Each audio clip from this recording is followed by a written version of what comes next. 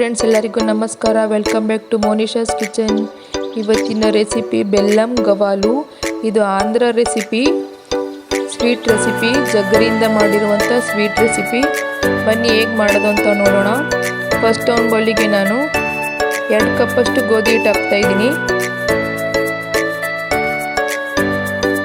1/4 ಕಪ್ಪಷ್ಟು ಚಿರೋಟಿ ರವೆ ಹಾಕ್ತಾಯಿದ್ದೀನಿ.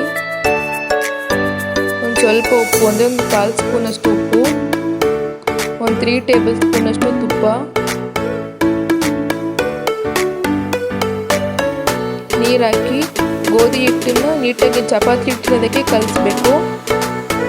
ಬಿಸಿನೀರೆಲ್ಲ ತಣ್ಣೀರೇ ಹಾಕಬೇಕು. ನೋಡಿ, ಚಪಾತಿ ಹಿಟ್ಟು ಹೇಗಿದೆ ಅದೇ ಥರನೇ ಕಲಿಸ್ಬೇಕು.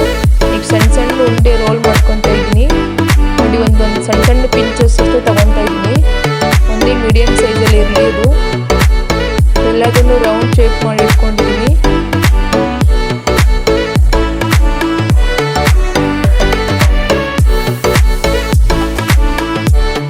ನೋಡಿ, ಈಗ ಎಲ್ಲದನ್ನು ರೌಂಡ್ ಶೇಪ್ ಮಾಡಿದ್ದೀನಿ. ನೆಕ್ಸ್ಟ್ ನಾನು ಜಾಲ್ರಿ ತಗೊತಾ ಇದ್ದೀನಿ. ಇದು ಶೆಲ್ ಶೇಪ್ ಬರೋದ್ರಿಂದ ಈ ಥರ ಪ್ರೆಸ್ ಮಾಡಿ ಮಾಡಿದ್ರೆ ಆಯಿತು, ರೆಡಿ ಆಗುತ್ತೆ. ಇದು ಫೋರ್ಕಲ್ಲಿ ಸಹ ಮಾಡ್ಬೋದು. ನಾನು ಆದರೆ ಇದರಲ್ಲಿ ಮಾಡ್ತಾ ಇದ್ದೀನಿ ಈ ಶೇಪ್ ಬರೋದಕ್ಕೋಸ್ಕರ. ಇದೇ ಥರನೇ ಎಲ್ಲದನ್ನು ರೆಡಿ ಮಾಡಿ ಇಟ್ಕೊಂಡಿದ್ದೀನಿ.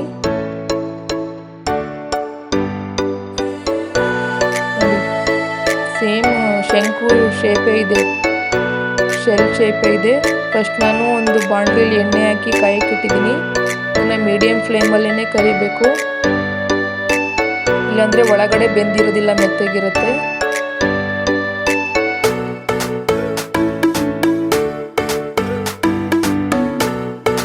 ಇದು ರೆಡಿ ಆಗ್ತಾ ಇದೆ, ಗೋಲ್ಡನ್ ಕಲರ್ ಆಯ್ತು ನೋಡಿ. ನೆಕ್ಸ್ಟ್ ಒಂದು ಬೌಲಿಗೆ ಹಾಕ್ಕೊತಾ ಇದ್ದೀನಿ.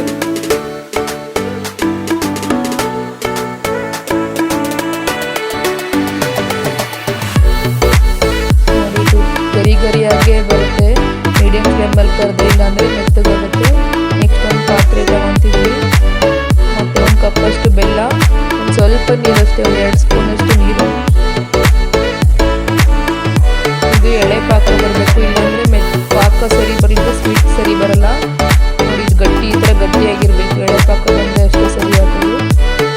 1 ಸ್ಪೂನಷ್ಟು ಏಲಕ್ಕಿ ಪೌಡರ್,